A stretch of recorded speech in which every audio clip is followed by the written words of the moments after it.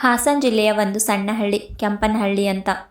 ಬೆಳಗಿನ ಹೊತ್ತು ಅಂಗಳದಲ್ಲಿ ನೀರು ಸಿಂಪಡಿಸಿದ ಮಣ್ಣಿನ ವಾಸನೆ ಇಡೀ ಮನೆಯನ್ನು ತುಂಬಿತ್ತು. ಅಂಗಳದ ಮಧ್ಯೆ ಇದ್ದ ತುಳಸಿ ಕಟ್ಟಿಯ ಬಳ್ಳಿ ಕಮಲಮ್ಮ ದೀಪ ಹಚ್ಚುತ್ತಿದ್ದಳು. ಲಕ್ಷ್ಮಿ ಕನ್ನಡಿಯ ಮುಂದೆ ಕೂದಲು ಜೋಡಿಸುತ್ತಿದ್ದಳು. ಹಸಿರು ಸೀರೆ, ಕೈಯಲ್ಲಿ ಚಿಕ್ಕ ಬ್ಯಾಗ್. ಇವತ್ತು ಅವಳು ಹಳ್ಳಿಯಿಂದ ನಗರಕ್ಕೆ ಹೊರಡುವ ದಿನವಾಗಿತ್ತು. ಲಕ್ಷ್ಮಿ ಎಂದು ಕಲ್ಲಮ್ಮ ಕರೆದಳು. ಬರುತ್ತೀನಮ್ಮ ಎಂದು ಹೇಳುತ್ತಾ ಲಕ್ಷ್ಮಿ ಹೊರಬಂದಳು. ಅವಳ ಮುಖದಲ್ಲಿ ಉತ್ಸಾಹವೂ ಇತ್ತು, ಭಯವೂ ಇತ್ತು. ಲಕ್ಷ್ಮಿ ಈ ಮನೆಯ ಒಬ್ಬಳೇ ಮಗಳು.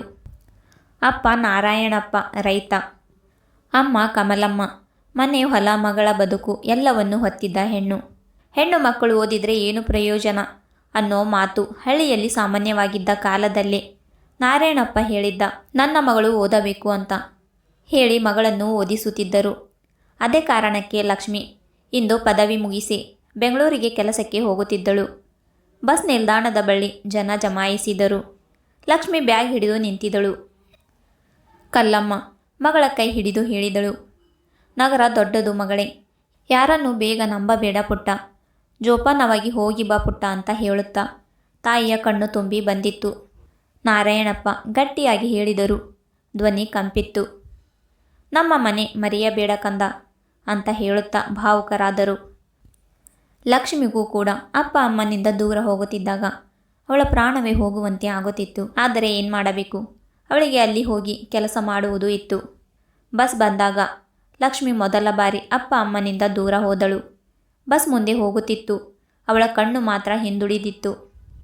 ಬೆಂಗಳೂರು, ಎಲ್ಲೆಲ್ಲೋ ಜನ, ಶಬ್ದ, ಓಟ. ಲಕ್ಷ್ಮಿಗೆ ಮೊದಲ ದಿನವೇ ಗೊತ್ತಾಯಿತು, ಇದು ಹಳ್ಳಿ ಅಂತಲ್ಲ ಅಂತ. ಒಂದು ಸಣ್ಣ ಪಿಜಿಯಲ್ಲಿ ರೂಮ್ ಮಾಡಿದಳು. ಆಫೀಸ್ BPO ಕಂಪನಿಯಲ್ಲಿ ಕೆಲಸ ಮಾಡುತ್ತಿದ್ದಳು. ಇಂಗ್ಲಿಷ್ ಮಾತು, ಫಾಸ್ಟ್ ಲೈಫ್. ಮೊದಲ ದಿನ ಅವಳು ಮಾತನಾಡಲು ಹೆದರಿದಳು. ಗ್ರಾಮದಿಂದ ಬಂದ ಹುಡುಗಿ ಅನ್ನೋ ಭಾವನೆ ಅವಳೊಳಗೆ ಕುಳಿತಿತ್ತು. ಆ ರಾತ್ರಿ ಅಮ್ಮಗೆ ಕರೆ ಮಾಡಿ ತುಂಬ ಅಳುತ್ತಿದ್ದಳು. ಬಿಕಾಸ್ ಅವಳಿಗೆ ತಂದೆ ತಾಯಿಯ ತುಂಬ ನೆನಪು ಬರ್ತಾ ಇತ್ತು. ಅಮ್ಮ, ಇಲ್ಲಿ ಎಲ್ಲವೂ ನಮ್ಮ ಹಳ್ಳಿಗಿಂತ ತುಂಬ ಬೇರೆಯಾಗಿದೆ, ನಾನು ಇಲ್ಲಿ ಹೇಗೆ ಹೊಂದಾಣಿಕೆ ಮಾಡಿಕೊಳ್ಳಲಿ ಅಂತ ಹೇಳುತ್ತಿದ್ದಳು. ಕಮಲಮ್ಮ ಶಾಂತವಾಗಿ ಹೇಳಿದರು, ಸ್ವಲ್ಪ ದಿನಗಳು ಕಳೆದ ಮೇಲೆ ಎಲ್ಲವೂ ಸರಿ ಹೋಗುತ್ತೆ ಪುಟ್ಟ ಅಂತ ಹೇಳಿ ಸಮಾಧಾನ ಪಡಿಸುತ್ತಾಳೆ. ದಿನಗಳು ಹೋದಂತೆ ಲಕ್ಷ್ಮಿ ಬದಲಾಗತೊಡಗಿದಳು. ಅವಳ ಇಂಗ್ಲಿಷ್ ಸುಧಾರಿಸಿತ್ತು. ಆವಾಗ ಅವಳಿಗೆ ಆತ್ಮವಿಶ್ವಾಸ ಹೆಚ್ಚಾಯಿತು. ಆಫೀಸ್ನ ಸಹೋದ್ಯೋಗಿಗಳು ಸ್ನೇಹಿತರಾದರು. ಆದರೆ ಕೆಲವೊಮ್ಮೆ ಅವಳಿಗೆ ಹಳ್ಳಿಯ ನೆನಪು ಕಾಡುತ್ತಿತ್ತು. ಹಬ್ಬದ ದಿನ ಪಿಜಿಯಲ್ಲಿ ಕುಳಿತು ಊಟ ಮಾಡುತ್ತಿದ್ದಾಗ ಅಮ್ಮನ ಅಡುಗೆ, ಅಂಗಳದ ದೀಪ ಎಲ್ಲವೂ ಕಣ್ಮುಂದೆ ಬಂದ ಹಾಗೆ ಆಗುತ್ತಿತ್ತು. ಮೊದಲ ಸಂಬಳ ಬಂದ ದಿನ ಲಕ್ಷ್ಮಿ ಖುಷಿಯಿಂದ ಅಪ್ಪ ಅಮ್ಮಗೆ ಹಣ ಕಳಿಸಿದಳು. ಅಪ್ಪ ಕರೆ ಮಾಡಿ ಹೇಳಿದರು, ಮಗಳೇ, ನೀನು ಕಳಿಸಿದ ಹಣದಿಂದ ನಾವಿಬ್ಬರು ಹಬ್ಬಕ್ಕೆ ಬಟ್ಟೆ ಕೊಂಡುಕೊಂಡೇವೆ ಅಂತ ತುಂಬ ಸಂತೋಷದಿಂದ ಹೇಳುತ್ತಿದ್ದರು. ಇದನ್ನು ಕೇಳಿ ಅವಳಿಗೆ ತುಂಬ ಹೆಮ್ಮೆಯಾಯಿತು.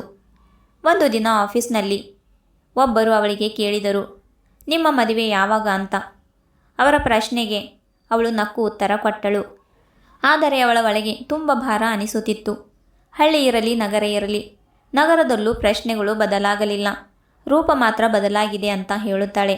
ಒಂದು ದಿನ ನಾರಾಯಣಪ್ಪ ತುಂಬ ಅಸ್ವಸ್ಥರಾದರು. ಈ ಸುದ್ದಿ ಕೇಳಿ ಲಕ್ಷ್ಮಿ ತಕ್ಷಣ ಹಳ್ಳಿಗೆ ಓಡಿ ಬಂದಳು. ಆಸ್ಪತ್ರೆಯ ಹಾಸಿಗೆಯಲ್ಲಿ ಮಲಗಿದ್ದ ಅಪ್ಪ ಅವಳ ಕೈ ಹಿಡಿದು ಕೇಳಿದರು, ನೀನು ಬಂದಿದೀಯಾ ಪುಟ್ಟ? ನೀನು ಬಂದಿದ್ದು ನನಗೆ ತುಂಬ ಸಂತೋಷವಾಯಿತು ಅಂತ ಹೇಳುತ್ತಾರೆ. ಆವಾಗ ಅವಳ ಮನಸ್ಸಿನಲ್ಲಿ ಒಂದು ಪ್ರಶ್ನೆ ಮೂಡುತ್ತೆ, ನಾನು ಎಷ್ಟು ದೂರ ಹೋದರೂ ನನ್ನ ಬೇರು ಇಲ್ಲೇ ಇದೆ ಅಲ್ವಾ ಅಂತ. ಲಕ್ಷ್ಮಿ ಮತ್ತೆ ನಗರಕ್ಕೆ ಹೋದಳು. ಆದರೆ ಈಗ ಅವಳ ಯೋಚನೆ ಬದಲಾಗಿತ್ತು.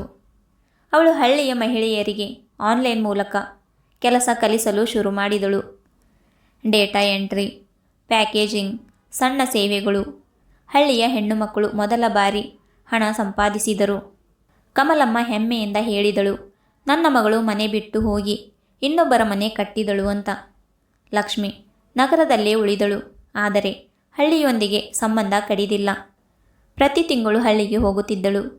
ನಗರದ ಕನಸು ಮತ್ತು ಹಳ್ಳಿಯ ಮಣ್ಣು ಎರಡನ್ನೂ ಒಟ್ಟಿಗೆ ಹಿಡಿದಳು.